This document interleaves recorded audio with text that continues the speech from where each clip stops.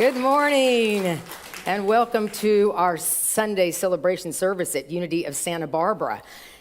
It's a big service today. I'm really glad you said yes to coming and celebrating that wonderful genius within you. We'll tell you more about that as we go forward in our service today.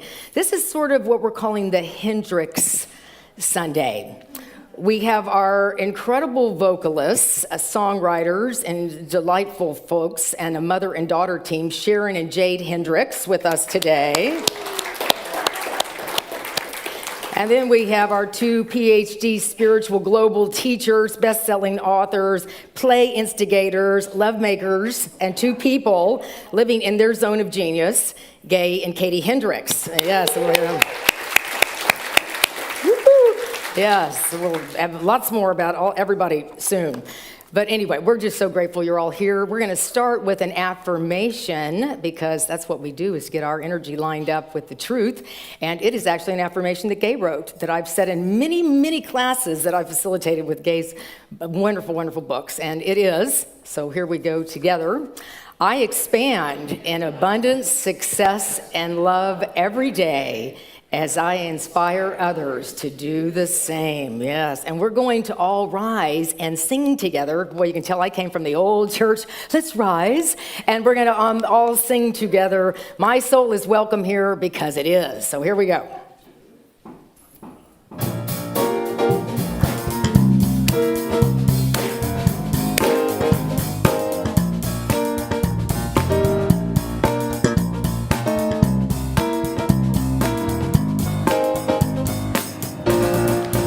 In the right place at the right time.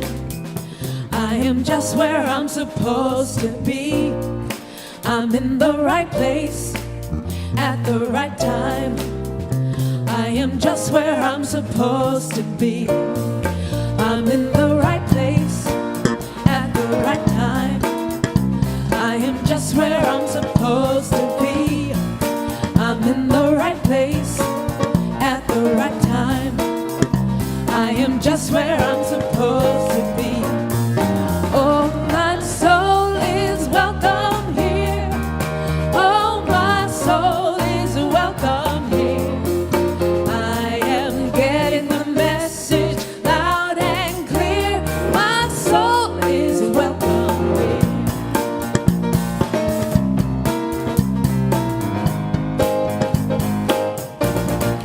I'm in the right place at the right time.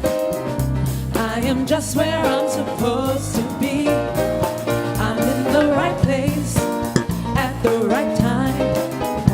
I am just where I'm supposed to be. Oh, my soul is welcome here.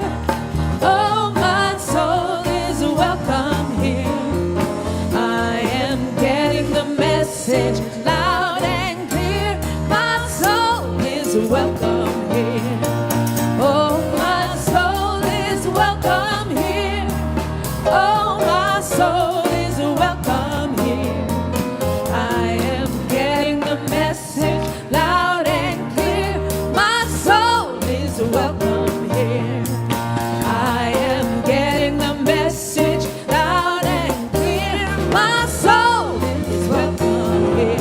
My soul is welcome here. My soul is welcome. Yeah, yeah, yeah. My soul is welcome. My soul is welcome here. My soul is welcome here.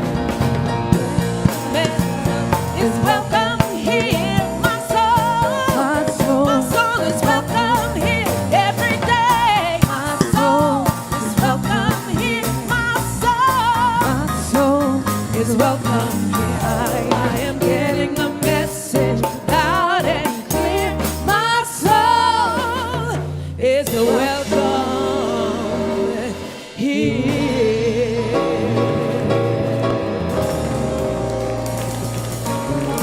Woo! Wonderful, wonderful. Yeah, okay, now better than coffee. You got it going on, I tell you. Am I on? I mean, I know I'm on. Okay, all right, great. I mean, I'm feeling on, you know. It's so nice that my soul is welcome here. I didn't always hear that everywhere I went. It's like, you're not really welcome here. But now, this is the thing with unity. It is just like all of us together. What a true experience. So we light this candle to remember that light, even though this is an outer light, the light within you is always shining. So we put our hands on our heart and we say, I am the light of the world. Let's say that together. I am the light of the world. And look at your neighbor and say, you are the light of the world.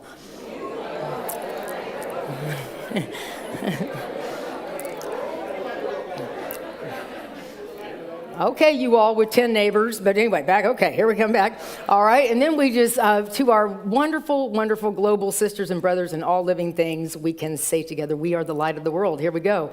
We are the light of the world.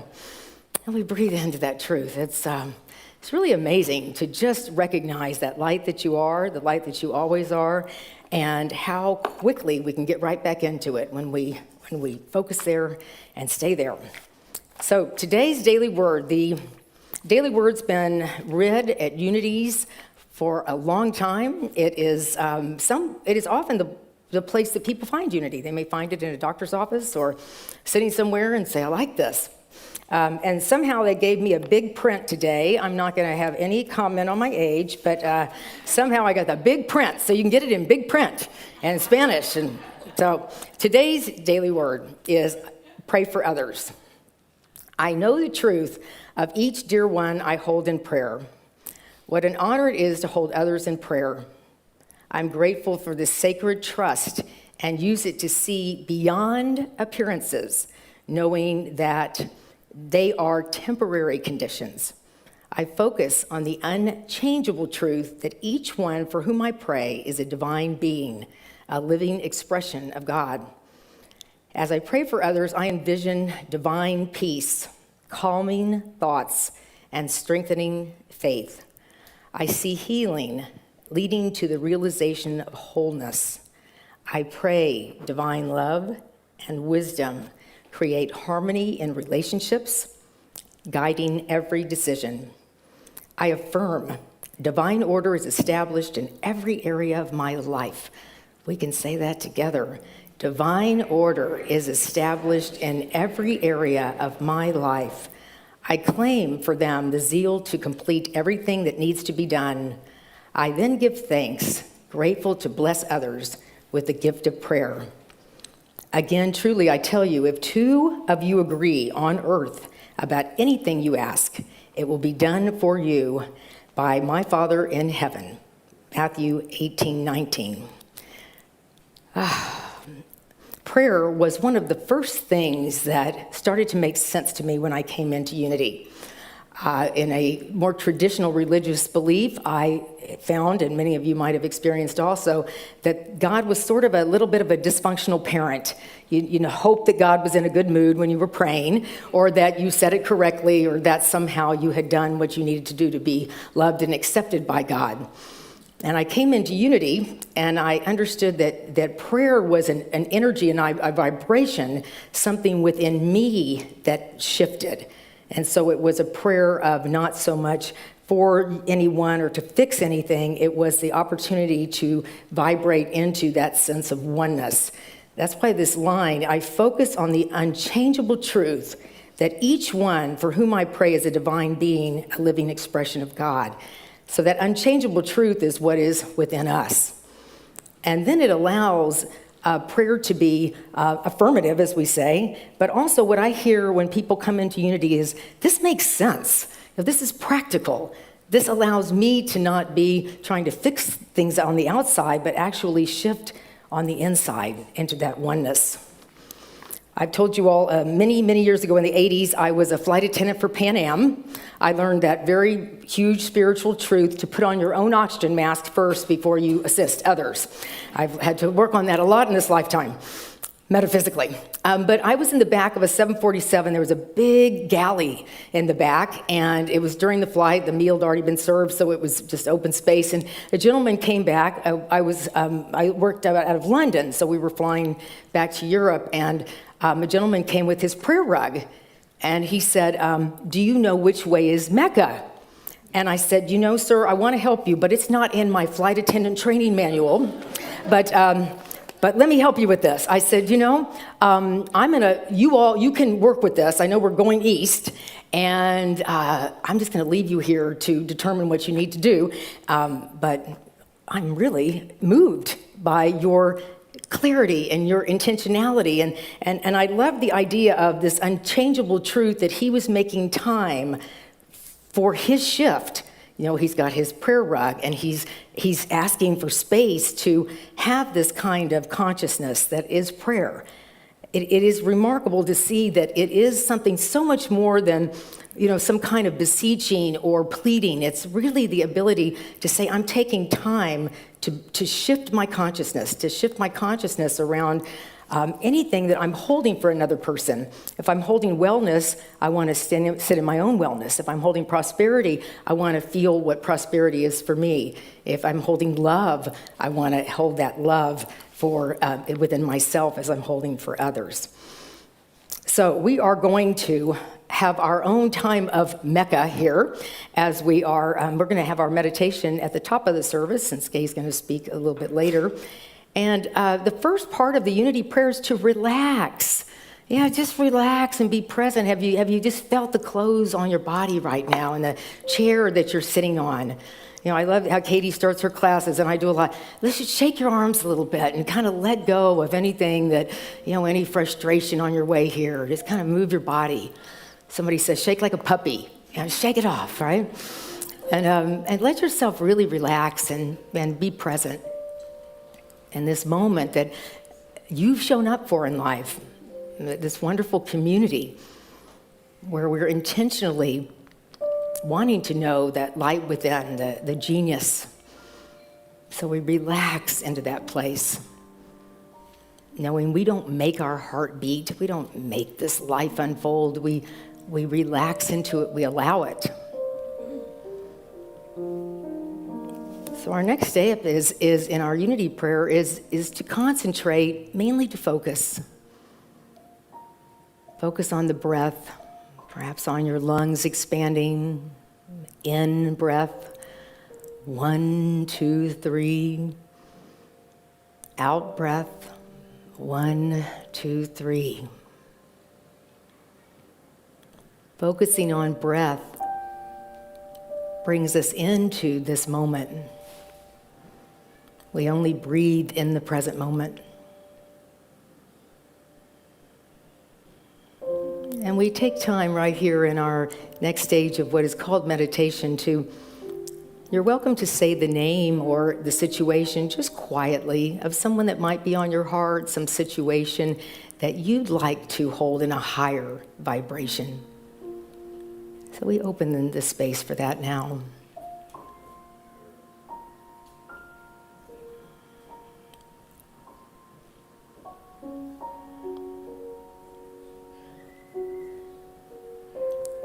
And then we move in quietly to our place of silence, of creating spaciousness, not again by making something happen, but just allowing yourself to be with your breath, with the higher consciousness of knowing the unchangeable truth that does beat your heart and wakes you up in the morning and brings you to this community at this place, at this time. All is well in the silence.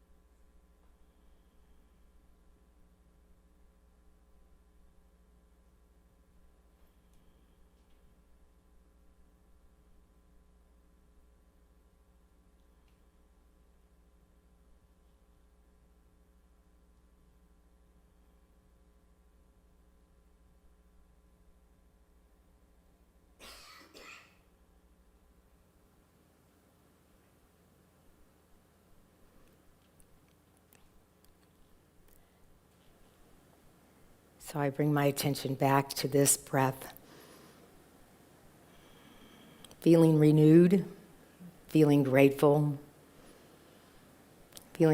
for this unexpected celebration that is always there when I turn toward it. Praying for others, perhaps there really isn't an other. Perhaps the energy of prayer is a oneness that I move into when I have the gift, the opportunity to join with another in lifting vibration and knowing the truth. I'll close with Charles Fillmore, who said, prayer is the most accelerated mind action known. It steps up mental action until man's consciousness synchronizes with spirit. And so it is. So we are so grateful to have a song that's going to be sung by Jade Hendrix, who actually wrote this song. So let's give Jade a hand, and here we go.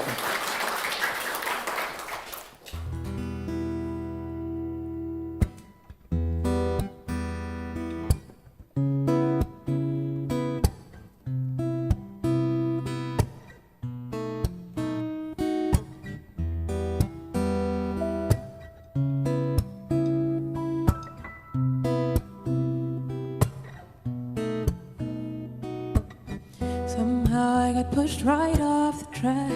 It didn't take long to go from first place to last. But I gotta forget about the past. Tried to ignore the ghosts, they just hold me back. I'll keep my head strong, keep marching on this wind-weaving path that I've been upon. This isn't my swan song. In the storm I'll keep calm. If there's one thing I can count on, change blows in the wind. Change blows in the wind. Change blows in the wind. Change blows in the wind. Make sure you look out for number one. That's what they'd say before the devil is done. Don't tell me my race has been run. My story's barely even really begun. I keep my heart strong, keep pushing on. Won't be held down by the ways I've been wrong. I'm gonna hold fast, for this too shall pass. I'll remember when I don't think I'll last. Oh, change blows in the wind. Change blows in the wind. Change blows in the wind. Change blows in the wind. Even if you close the window, takes a minute just to find its way in. Oh,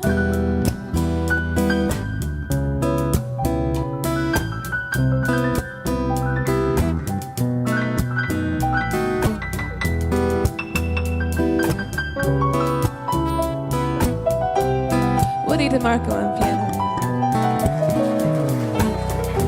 Change blows in the wind. Change blows in the wind. Change blows in the wind. Change blows in the wind.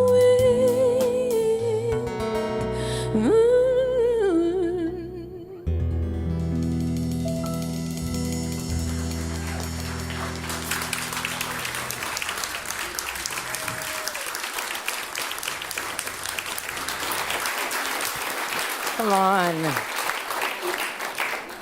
Aren't you proud, Mom? Oh my gosh.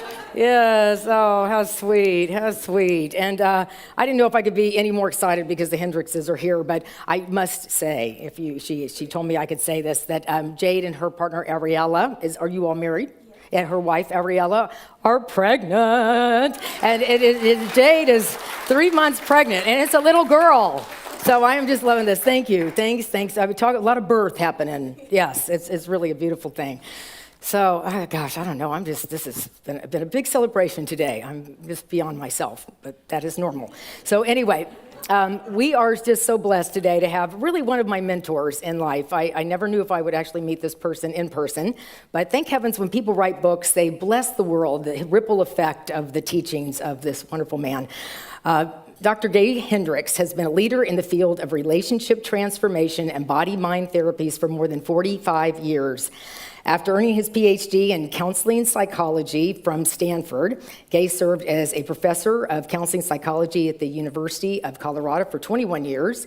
He's written more than 40 books. Yes, he says it's a daily practice, because I'm always like 40 books, he just keeps doing it, right? It's his genius, including bestsellers such as 5 Wishes and The Big Leap. I've got about 10 copies of that book, and Conscious Loving, co-authored with his co-author and mate for more than 35 years, Dr. Jade Hendrix.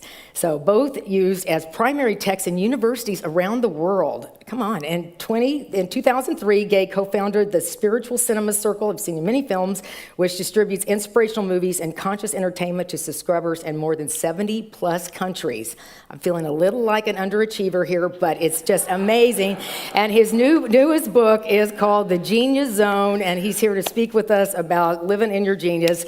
Jade Hendrix! Woo! My heavens. Yeah, lots of love, my friend. Thank you so much. Thank you. I saw a cartoon once in the New Yorker that where a minister was up front, and first thing he said was, "Are these microphones, oh Lord, on?" And so I think I'm on the air here, aren't I? Sounds good back in the back of the room. Well, I want to thank my background singers here. Now, do you all spell yours with an X or a CKS? Well, do you know that I actually got to shake the great Jimi Hendrix's fan in the year of 1967, so I'm going to give you a... In fact, he had your hairdo, as a matter of fact, yeah. I like to begin and finish any enterprise of mine in a moment of appreciation, so I want to thank Reverend Heidi so much for inviting me here today and for being so kind to have me on her radio program the other day. And I want to thank you all. I've had the pleasure of speaking at I don't know how many oodles of Unity churches around the world, and it's always been one of my favorite places to be. And I want to appreciate you for fulfilling your mission. I don't know if you know what your mission is, but I looked it up here and I wrote it down just to remind you, because I want to talk a little bit about it. We inspire, educate, and serve to awaken. I wrote it in my own handwriting. That's my problem. I often have to draft Katie to come and translate. So we inspire, educate, and serve to awaken our oneness with Spirit. That's actually what caught my attention, because I want to tell you a story about that very much relates to that. It was going to be one of the things I was going to talk about today, so it happens to be very fitting. So I want to kind of give you another thing I'm very grateful for, had been for the past 42 years. I have been in the most amazing, creative, wonderful, loving relationship for the last almost 42 years now, and we're about to have our 40th wedding anniversary in October, and I want to appreciate the great Jade Hendrix. Thank you, darling. Thank you, thank you, thank you. Also, I have colleagues of mine, Dean and Michelle here, that will be helping me out at the book signing table. I brought my best book signing pen today, so I'll be out there after the service. So I want to kind of give you the punchlines from the book early on here, and then I want to tell you a story of how it all ended up that way. The new book, The Genius Zone, is the next step beyond my book, The Big Leap, which over the past 12 years has been widely used in all sorts of different contexts. It's been widely used in ministerial to help raise money, basically. And so there have been many fundraising series based on The Big Leap and growing the community and that kind of thing, and also been adopted by all sorts of different businesses as kind of their internal Bible of how they want to operate. And so I'm very grateful for that. The two big principles that are in the Big Leap, one is what I call the upper limit problem, and the other is what I call the zone of genius first. Now I just call it the genius zone, so I don't even have to use 3 words. So saves me time. If I can get that one little word out, I'm ahead a few seconds every month. So now the genius zone is on top of the Big Leap. But the two things you got to know about the Big Leap, if you haven't read it yet, we all have this thing I call the upper limit problem, which is a tendency to limit ourselves about how much love, abundance, positive energy we allow ourselves to feel. Due to old limiting beliefs, usually learned before we can think for ourselves as kids, we come up against these limiting beliefs unconsciously when we exceed where we've been before. So if you have a big win at the office, or if you have something good happen at home, or you have a spell of great serenity in your relationship, those kinds of things are the things that often trigger the upper limit problem, because most of us have an upper limit on how good we will let ourselves feel and how much love we will let ourselves experience and how much good things we'll allow to happen. And I first noticed this when I was, just after I finished my doctorate at Stanford. I was working there for a year before I went to Colorado.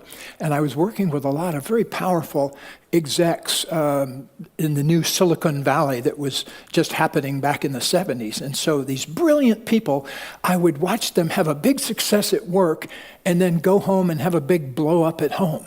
And so they only got to enjoy it, for a few hours. Or they'd sometimes do it the other way around. They would have a good period of things going well at home, and then something would go wrong at work. And so I started looking at it.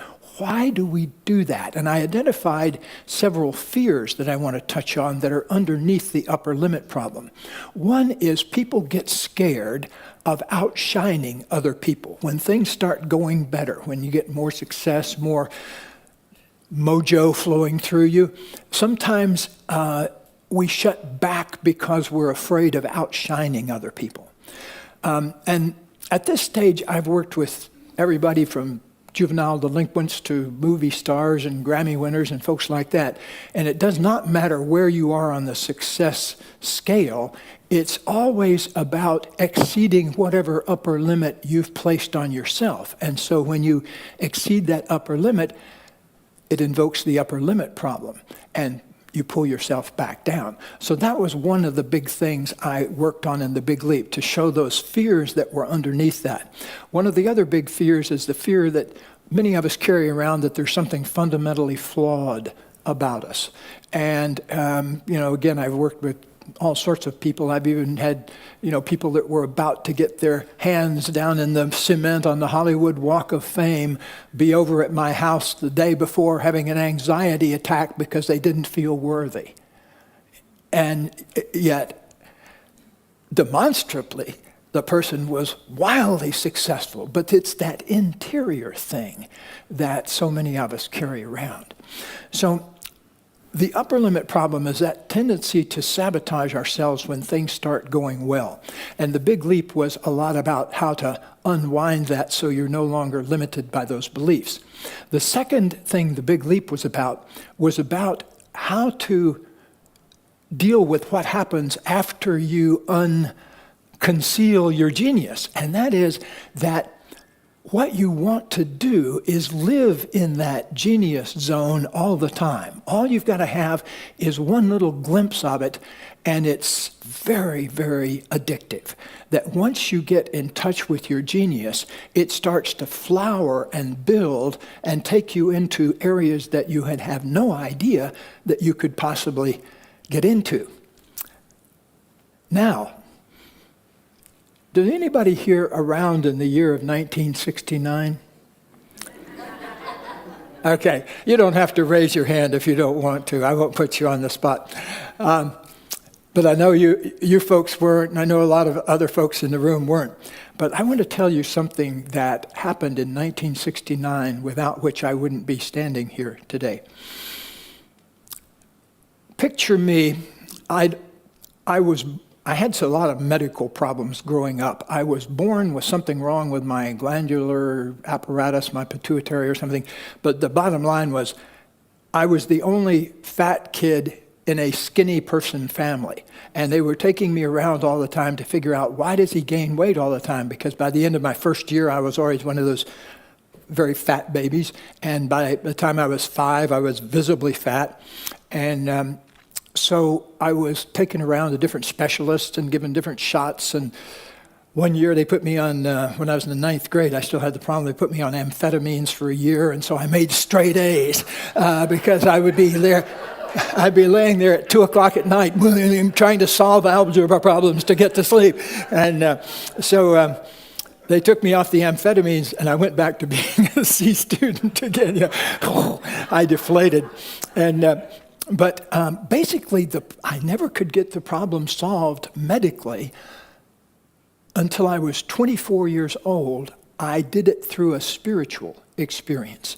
And I want to tell you exactly what happened, because I think you may be able to apply the key principles of it to what's going on in your life, wherever you are.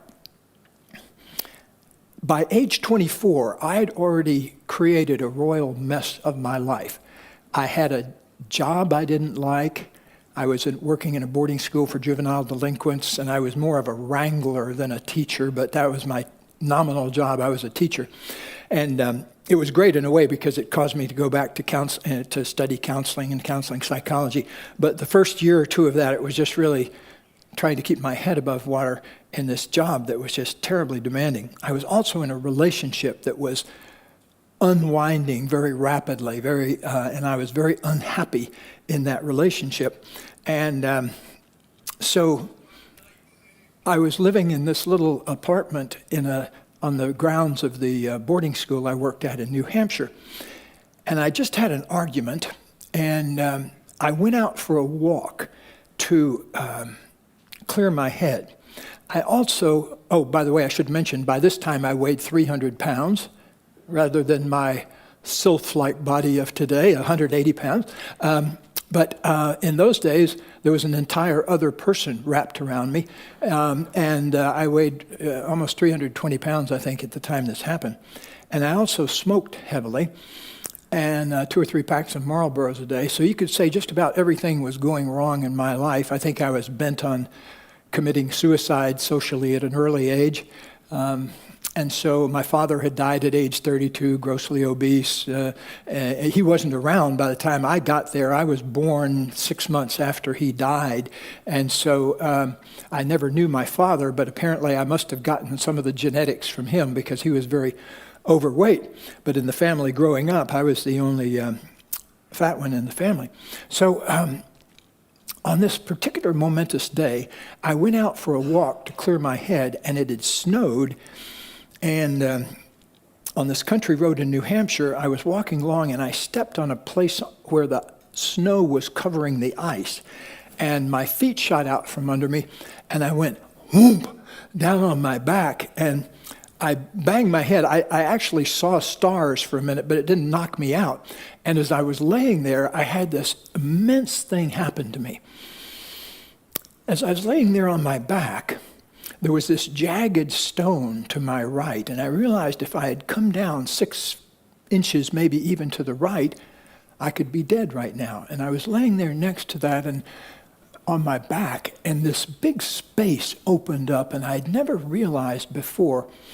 I'm not sure why it happened then. Maybe it was the shock of the falling down or just the place I was in my life. Sometimes you have to bottom out literally in order to grow. But in that moment, I could feel this immense space open up inside me. And in that space, I could see and feel all of these other things. Like I could feel how my fatness was there to cover up all of these feelings I didn't know how to deal with, things I was angry about, things I was sad about, things I was scared about. And I could see how the fat was to keep me from dealing with the feelings, but underneath all of those things was this big, immense space of what I called pure consciousness, that it didn't have any programming on it. And I realized it's our gift. We get that. It comes with us. We don't have to do anything to earn that. It's organic. It's natural. And as I spread out into that, I realized that that was what I think people were calling spirit. It was that combination of space and aliveness that had a universal quality to it. It didn't feel like it was mine. It just felt like it was everybody's, and we all had access to that. And so what happened right after that, I think, made the difference, because as I was coming out of that space, I could feel my old personality assembling itself again. I could feel that I wanted a cigarette, and I could feel I was shivering. And as I kind of came back into myself, I did this thing that I think made the magic happen. I don't know where I got the idea, but I made this commitment. I said, I commit to feeling that space, spirit, whatever you want to call it, in every moment of my life. And to this day, I think that commitment has steered me in a certain way, and I invite you to open up to the possibility that once you hook onto that place, you can kind of steer it any way you want it, because it's the same stuff that makes up the rest of the universe. It's the ultimate creative stuff out of which we all emerge, and out of which all of the amazing miracles of this universe emerge. And so I made this commitment to feel that spirit in every moment. Now, did I? No. 2 minutes later, it had disappeared. But I'd made the commitment. And that's the important thing, because making a commitment to something like that is like an airplane's automatic pilot mechanism. If you're getting on the plane here in LA to fly to Honolulu, let's say, well, the pilots set the automatic pilot for the destination, and the automatic pilot doesn't get there locked on all the time. What happens, it registers a drift, and it says, okay, we're drifting to the right, let's recorrect. And then, okay, we're drifting to the left.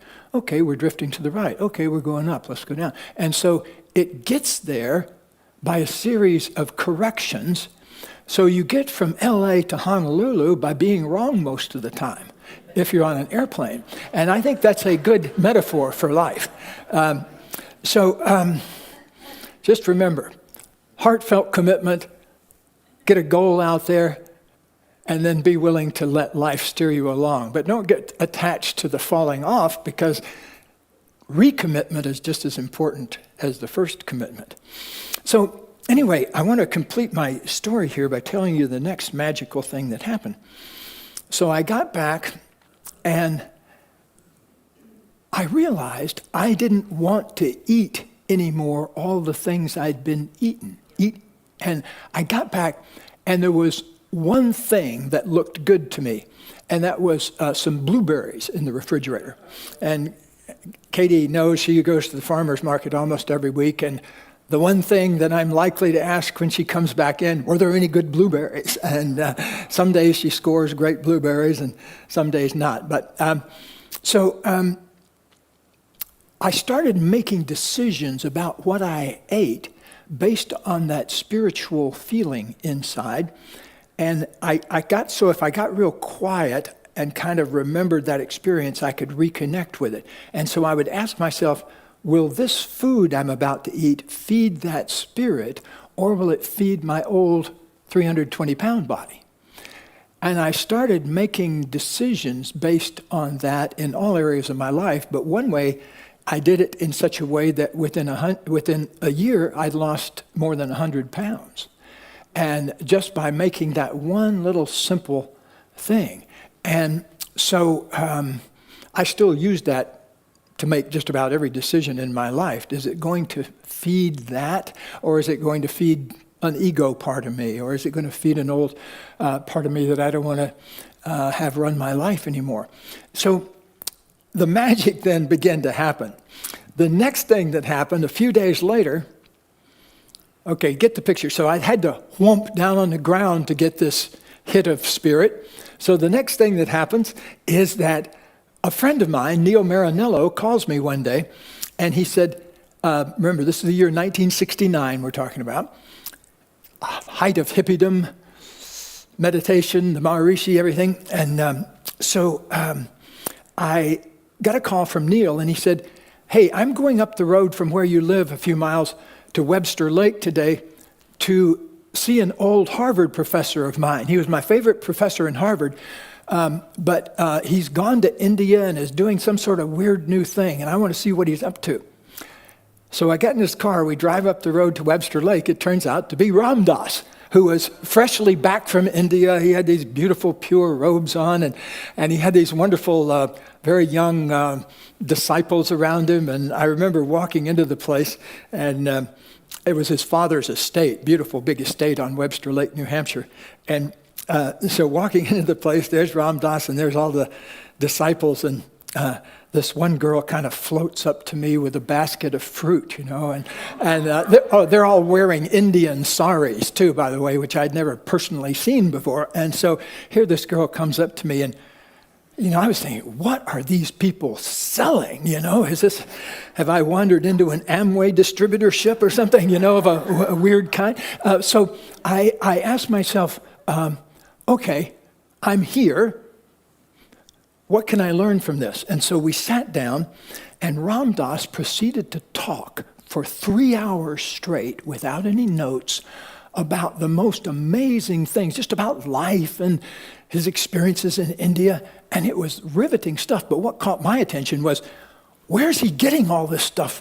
Where's he getting all this stuff? Because he would occasionally just stop, and occasionally he would look at a picture of his guru, and then he would start talking again.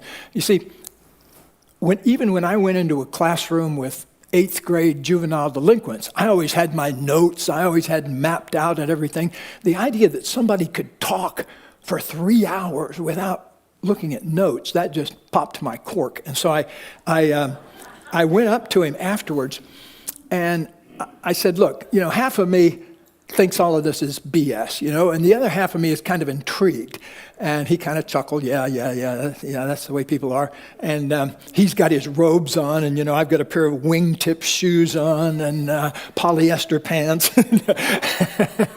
and a El Cheapo ski parker. And so I asked him, I said, look, I just had this experience the other day of this thing, and I gave him a little description.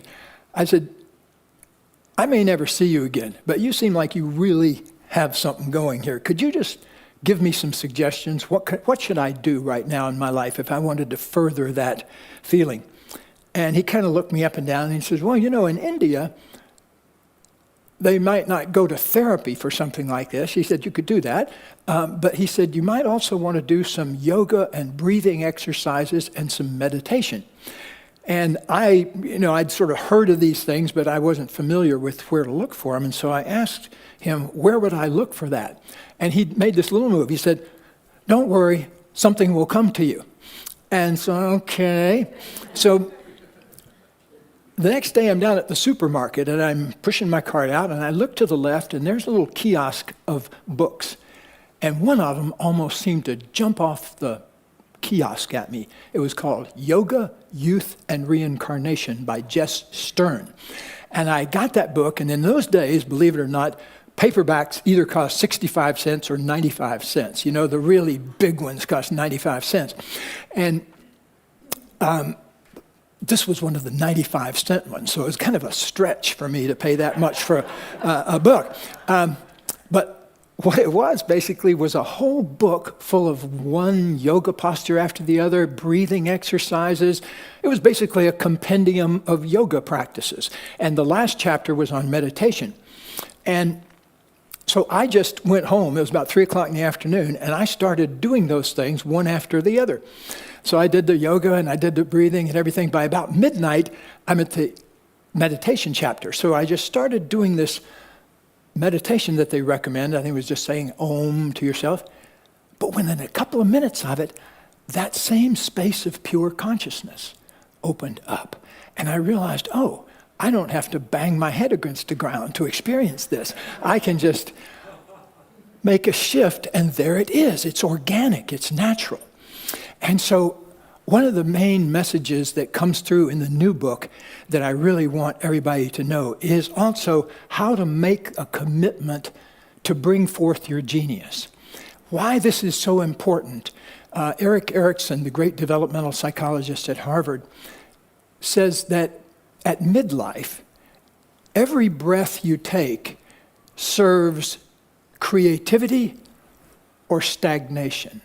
Creativity or stagnation.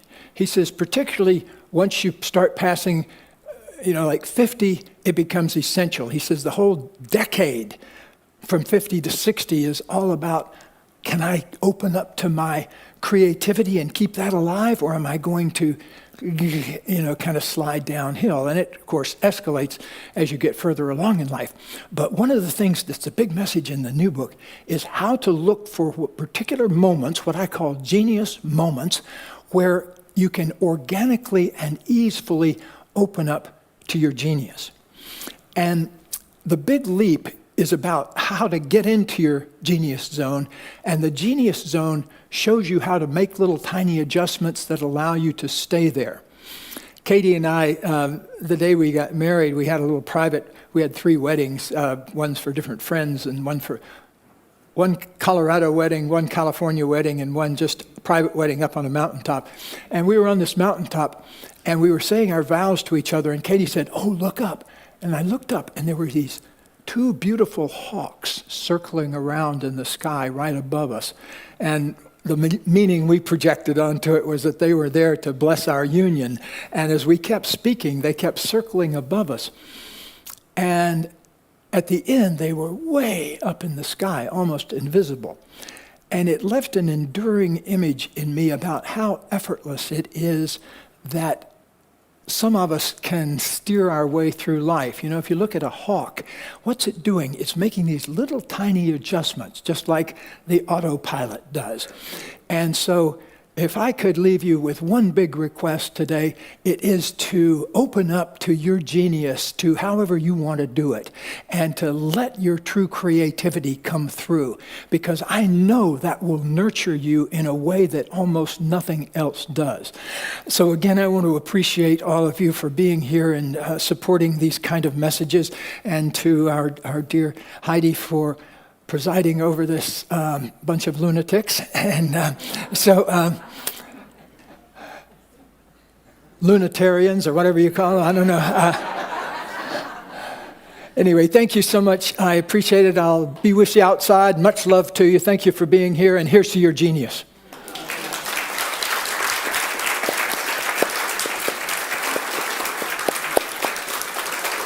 Thank you. Thank you. Oh, what a treat. Oh, my gosh. Thank you, sir. Boy, what a treat. Those wake-up moments. It's always interesting how something happens to sort of wake us up like that. You had a little fall. I was arrested for drinking and driving. We all have our moments of awakening. But it brings us all here. There's something that really is, we find that greater and that truer thing within us. We certainly call it our genius. It's extraordinary.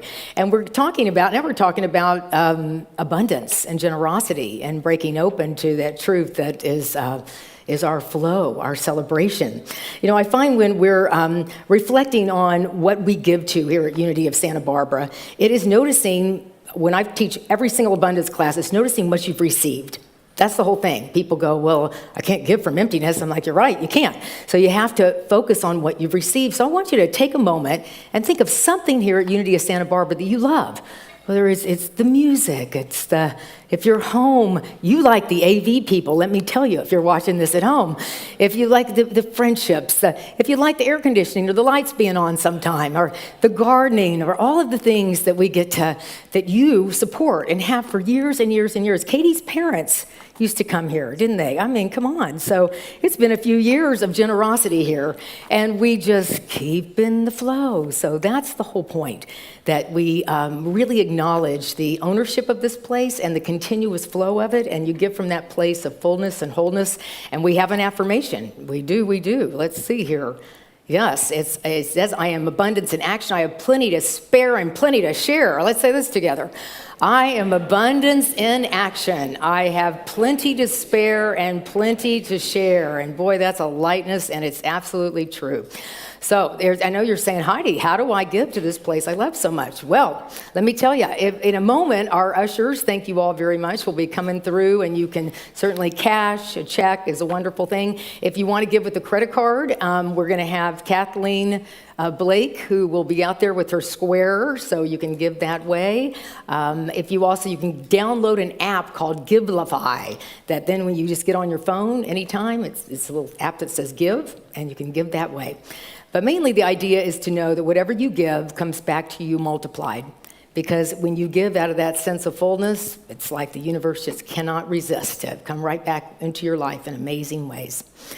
So we're going to bless the one of many channels of good. Oh yes, you can go to our website, which is UnitySB for SantaBarbara.org. Also, the old website works too, if you're going to SantaBarbaraUnity.org. And there's a give button. You can always do that anytime during the week.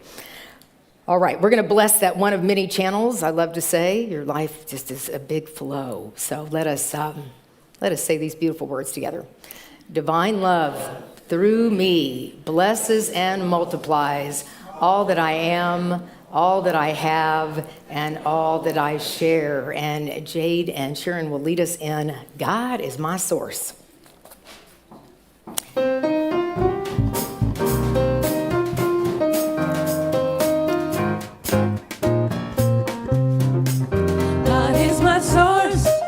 God is my power. God gives me everything I need.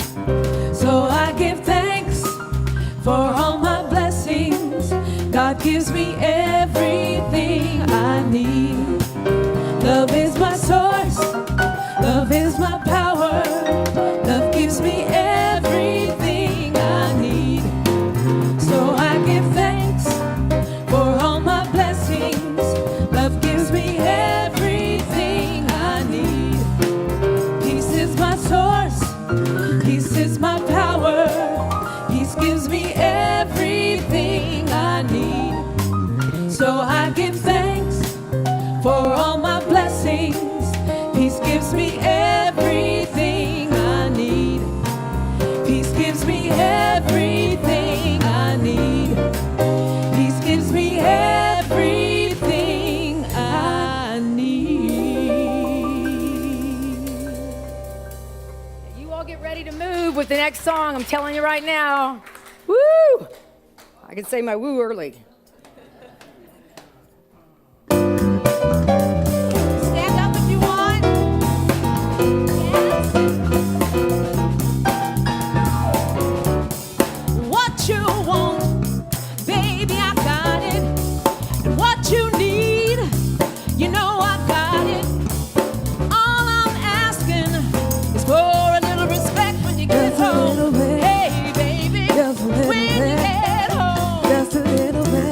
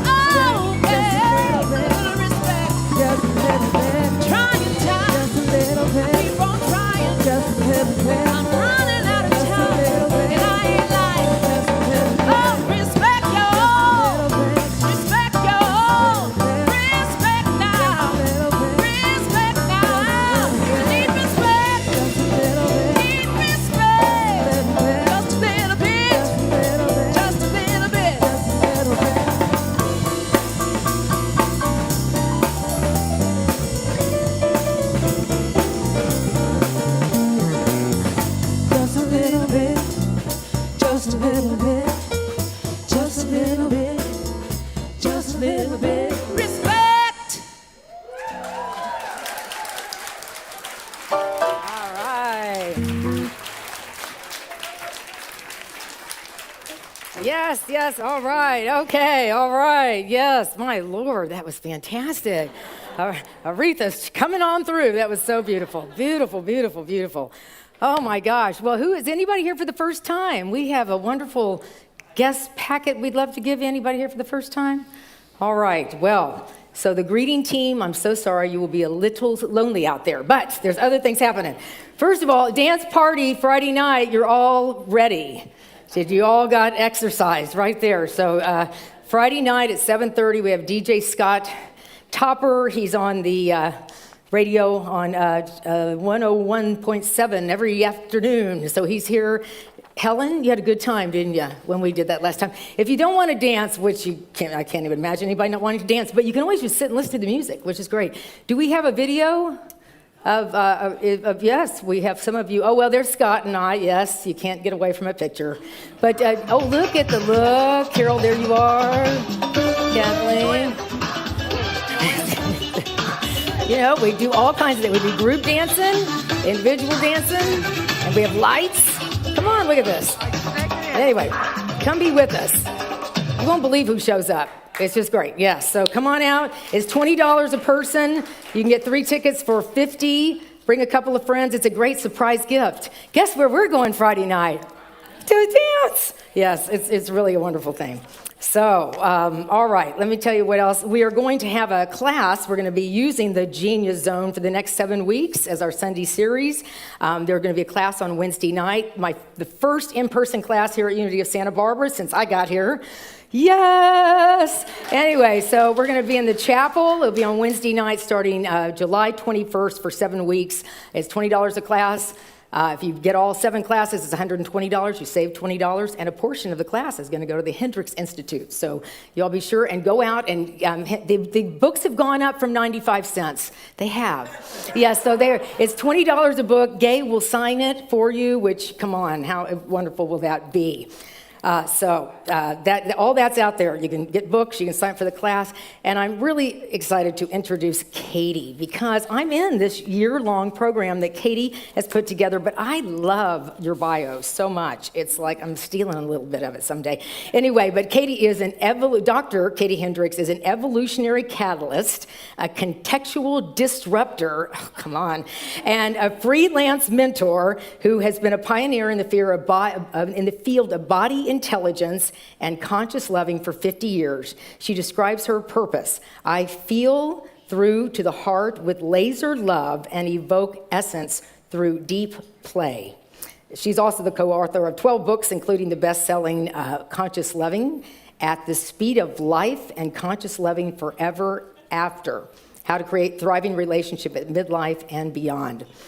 So I'm going to welcome Katie. She's going to talk about this year-long program. It's the 2nd and 4th Tuesday through to June of 2022. Katie Hendrix, everybody. Look at you. You're so sweet. Welcome, everybody. I have had my mask on inside because we're still in such I say it's 2 steps forward and then you have to take a nap. So 2 steps forward and then you go, I just am not really sure. So part of what we're up to with what we're calling reweaving the world is honoring how frayed and how disconnected that many of our lives have become in the last few years especially. And I was just thinking about a quote from the great Greek philosopher and scientist Archimedes, who said, if you give me a place to stand, I can move the world. If you give me a place to stand, I can move the world. But many of us feel that, whoa, where am I standing? And what am I standing on? You know the old story about building your house on sand. The course of reweaving, we're calling it reweaving the world, is designed to give you, it's designed to give you a new infrastructure. So that it's based on you all, if you wish to join, we've already started, but we've only had 1 meeting. We're having our 2nd one on Tuesday. And the meetings are recorded, so whether you can come to them or whether you listen to the recordings, that's totally up to you. But if you want to enroll in the course, you get $100 off of the course. So you can talk to us about that after the meeting here. So thank you so much for being a home for my parents, for being a home for people to experience, oh, here we all are. We all really are connected, and we can experience connection through love and through the choices that we make every day. So thank you.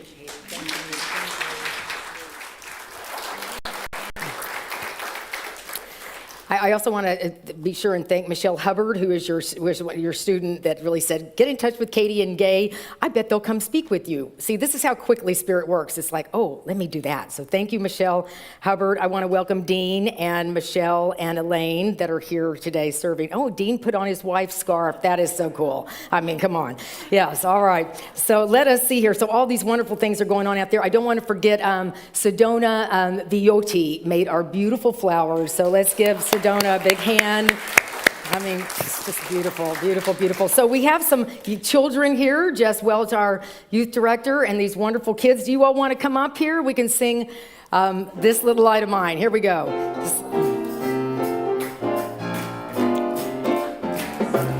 This little light of mine, I'm gonna let it shine. Hi. This little, you want me to dance? This little light of mine. Got it? Body intelligence?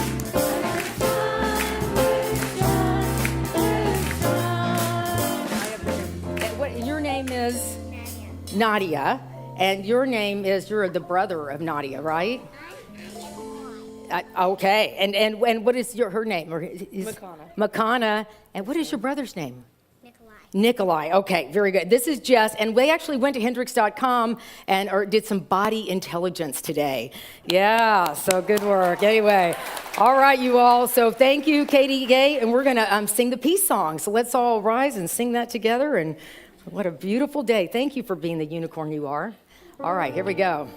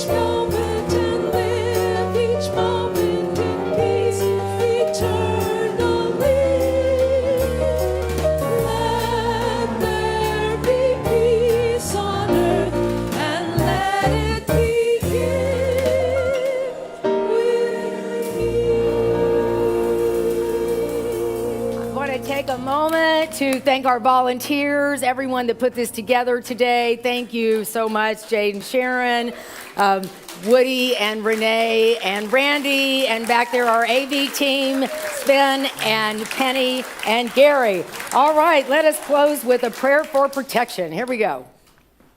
Yes. Surrounds us. I am that light. The love of God enfolds us. I am that love. The power of God protects us. I am that power. The presence of God watches over us. I am that presence. Wherever we are, God is, and all is well. Live your genius. Yes. Come on out.